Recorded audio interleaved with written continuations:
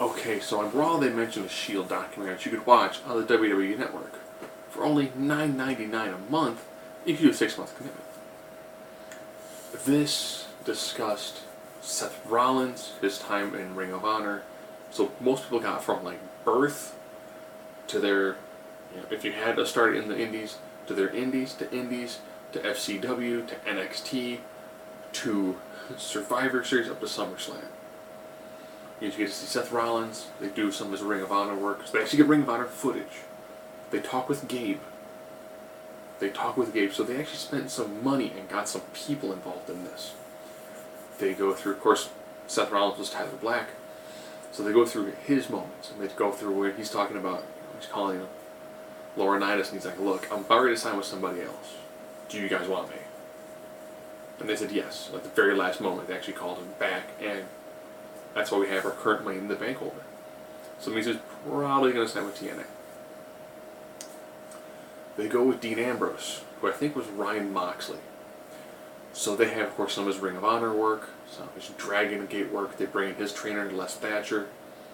They also show some CZW. Some of they had shown black and white, but they even showed bits and pieces of some of his promo work, which if you haven't seen his promos, if you're on YouTube right now, just type in Ryan Moxley, once this is done, and you will see some beautiful promo work where you go, man, that is probably one of the most gifted talkers, one of the most believable characters.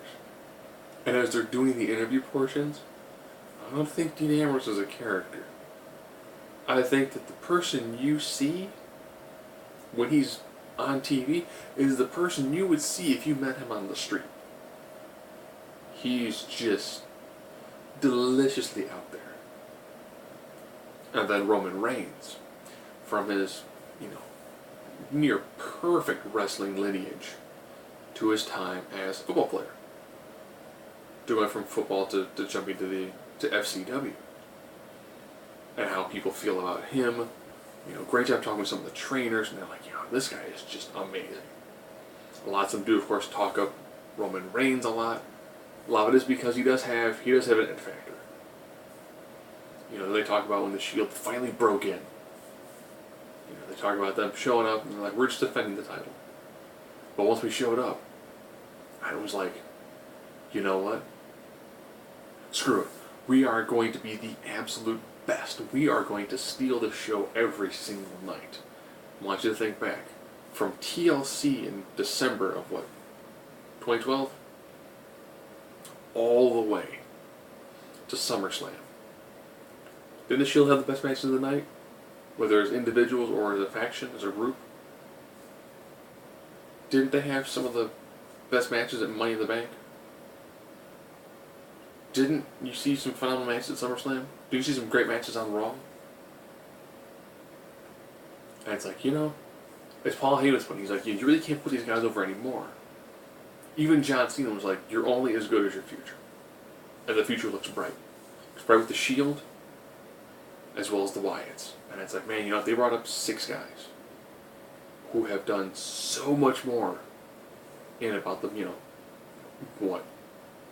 year and a half for the Shield, almost 2 years for the Shield, and a little over a year for the Wyatts.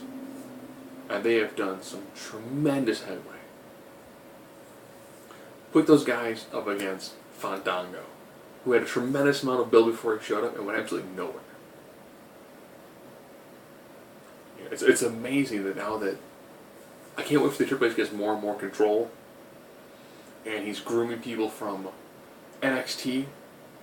He's going out, he's finding the good talent. He's grooming them at NXT. He's going to push them through that system.